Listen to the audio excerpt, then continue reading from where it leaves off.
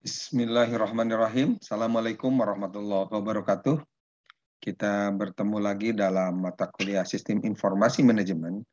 Kali ini kita akan membahas tentang sistem informasi pemasaran. Berbicara tentang sistem informasi pemasaran, tentu dikaitkan dengan pemahaman bahwa pemasaran merupakan area fungsional pertama yang menggunakan sistem informasi manajemen, di mana dipahami bahwa pemasaran merupakan kegiatan perorangan dan organisasi yang tentunya untuk memudahkan dan mempercepat hubungan pertukaran dalam lingkungan dinamis melalui berbagai penciptaan, pendistribusian, promosi, dan penentuan harga barang, jasa, dan gagasan. Di sini sistem informasi pemasaran merupakan subset dari sistem informasi manajemen yang di dalamnya menyediakan informasi untuk memecahkan masalah pemasaran perusahaan. Sistem informasi pemasaran mempunyai 3 subsistem, yaitu sistem informasi akuntansi atau akuntansi information system, juga riset pemasaran dan intelijen pemasaran, di mana di dalamnya sistem informasi fungsional berfungsi sebagai sistem konseptual yang merupakan mirror image dari sistem fisik. Sehingga dapat dikatakan bahwa sistem informasi pemasaran atau istilah lainnya marketing informasi sistem MKIS merupakan satu sistem berbasis komputer yang bekerja sama dengan sistem informasi fungsional lainnya untuk mendukung manajemen perusahaan dalam menyelesaikan berbagai permasalahan yang berkaitan dengan pemasaran produk perusahaan.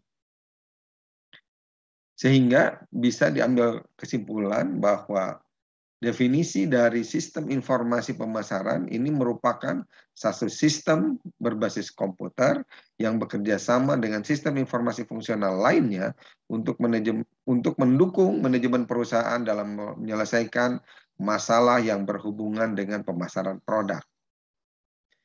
Kita lihat bahwa sistem informasi fungsional ini mencerminkan sistem fisik fungsional, di mana di dalamnya, dalam ruang lingkup sistem informasi fungsional, terdapat sistem informasi pemasaran yang berhubungan dengan fungsi pemasaran, sistem informasi manufaktur yang berhubungan dengan manufaktur, sistem informasi keuangan yang berhubungan dengan fungsi keuangan, yang bisa dilihat secara fisik di perusahaan, juga sistem informasi SDM, merupakan fungsi sumber daya manusia, dan sistem informasi sumber daya informasi yang merupakan fungsi jasa informasi.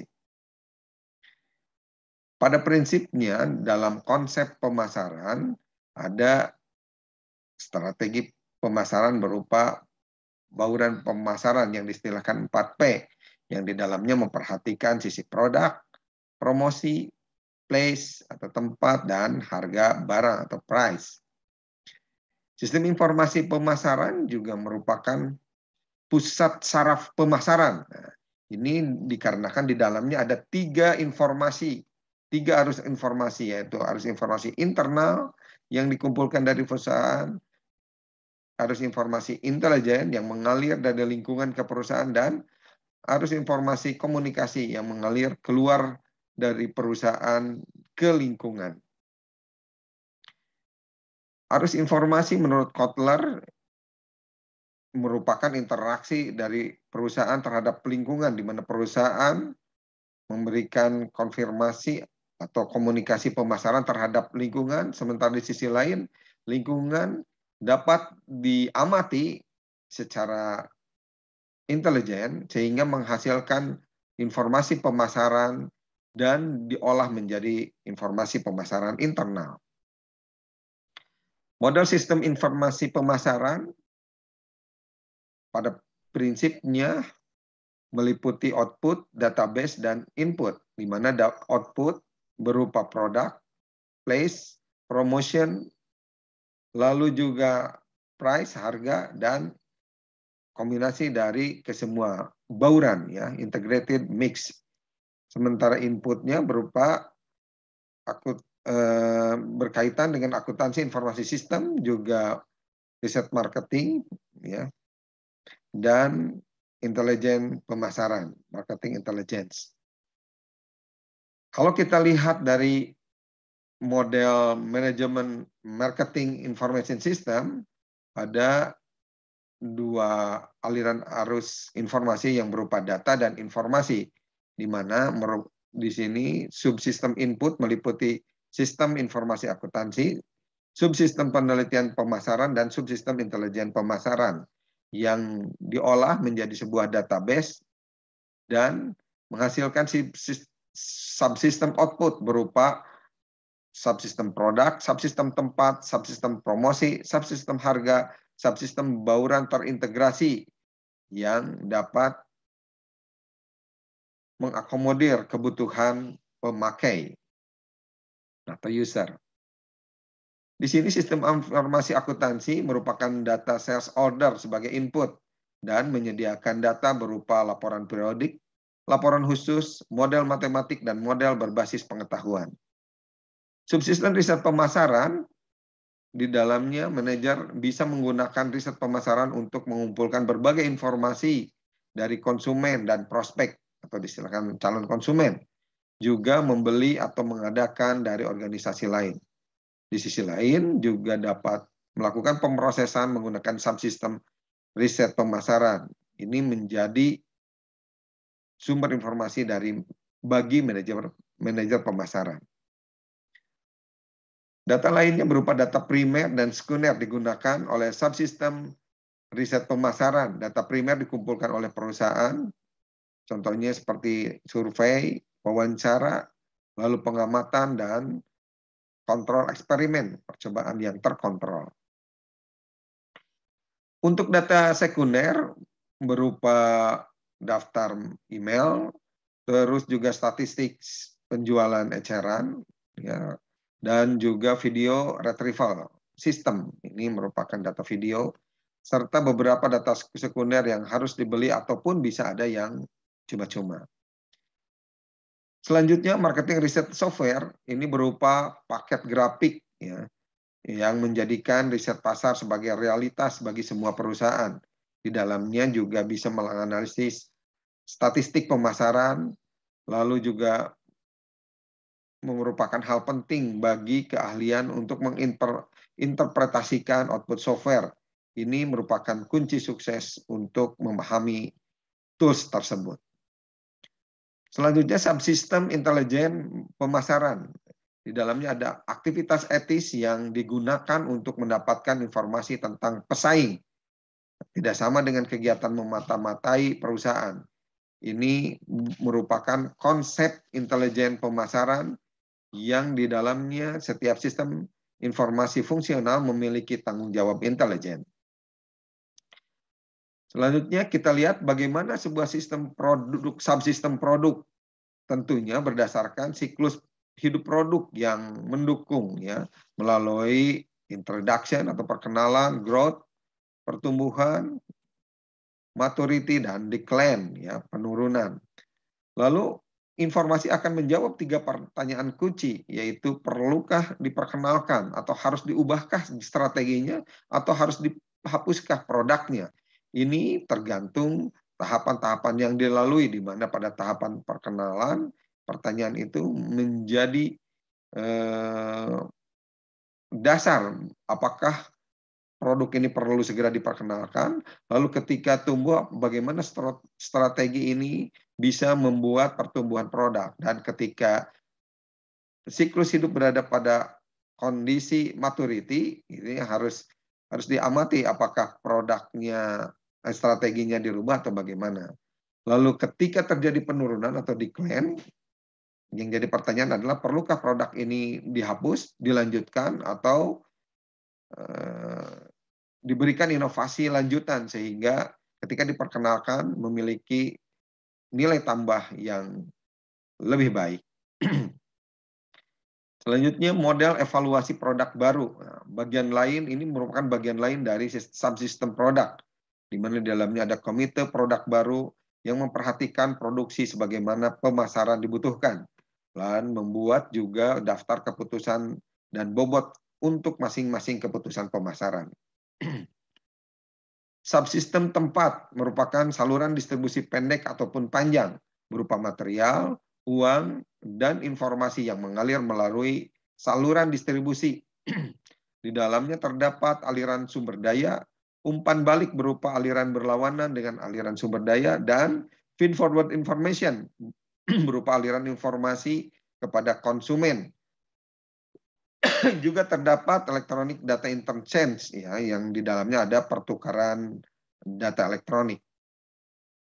Kita lihat arus material, uang, dan informasi, di mana pemasok menyalurkan material kepada perusahaan manufaktur, lalu setelah menjadi manufaktur hasil perusahaan tersebut, dikirimkan ke pedagang besar hasilnya, dan pedagang kasir menyebarkan melalui pengecer menuju konsumen akhir atau end user konsumen. Konsumen dalam tahapan terbalik tentunya memiliki umpan balik berupa finansial atau uang, baik dari konsumen ke pengecer, pengecer ke pedagang besar, dan pedagang besar ke perusahaan manufaktur, begitu juga uang yang dikirimkan kepada pemasok. Inilah arus informasi dua arah dalam konteks pemasaran. Subsistem promosi meliputi iklan, penjualan perseorangan atau personal selling, dan juga sales promotion, promosi penjualan. Ini tentunya harus juga memperhatikan subsistem harga, di mana di dalamnya ada dua pendekatan, yaitu berdasarkan harga dan berdasarkan permintaan.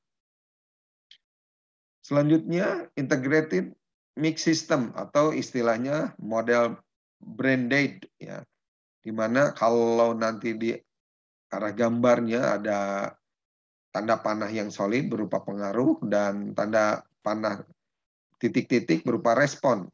Di dalamnya juga ada lingkungan dan pengaruh pengecer terhadap konsumen, baik pengaruh individu maupun pengaruh gabungan, dan juga di dalamnya memperhatikan pengaruh yang tidak diperkirakan sebelumnya. Model branded ini memetakan posisi perusahaan manufaktur beserta pengecer yang memberikan kontribusi harga promosi, penjualan, wiraniaga, dan penyusunan paket. Lalu dari sisi pengecer, distribusi merupakan distribusi penjualan. Begitu juga arah tanda panah selanjutnya dari pengecer ke konsumen, di mana pengecer menyediakan ketersediaan barang dan penjual melakukan pembelian ya dari apa yang dijual oleh pengecer. Di sini juga memperhatikan posisi pesaing dan lingkungan, sehingga harus memperhatikan harga promosi dan iklan, juga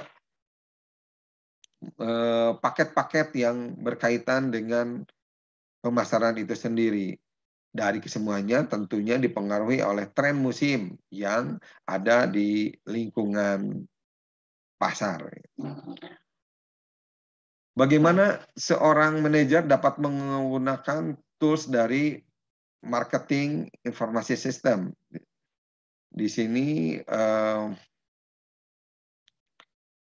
pimpinan ataupun kepala di bidang marketing tentunya dapat memperhatikan subsistem dari sisi produk, place, promotion, price, dan integrated mix ya. Dan digambarkan pula bagaimana kepentingan untuk masing-masing manajer, baik eksekutif ya, brand manager, sales manager, advertising manager, manager marketing research, juga manager of product planning, manager of physical distribution, dan manajer-manajer lainnya. Sistem informasi pemasaran digunakan oleh manajer biasanya di industri besar dengan menggunakan komputer sebagai alat pemasarannya. Hal ini untuk mengetahui kebutuhan dan keinginan konsumen, serta memformulasikan bagaimana bauran pemasaran yang tepat dalam memasarkan. untuk menindaklanjuti seberapa besar bauran tersebut dapat diterima oleh konsumen, sehingga output informasi yang digunakan ini dapat diolah di dalam perusahaan. Nah, jadi kesimpulannya dalam marketing information system ini terdapat subsistem input dan subsistem output, yang di dalamnya untuk subsistem input memperhatikan sistem informasi akuntansi, juga riset pemasaran dan intelijen pemasaran. Sementara subsistem output dalam MKIS memperhatikan produk, place, promotion, price, dan integrated mix. Di sini pemberlakuan atau operasional marketing information system tentunya membutuhkan konsep manajemen dan pemasaran yang di dalamnya memiliki kunci utama, yaitu perencanaan yang harus tepat dan baik. Demikian pembelajaran kita kali ini berkaitan dengan sistem informasi pemasaran. Sampai jumpa di pertemuan perkuliahan selanjutnya. Assalamualaikum warahmatullahi wabarakatuh.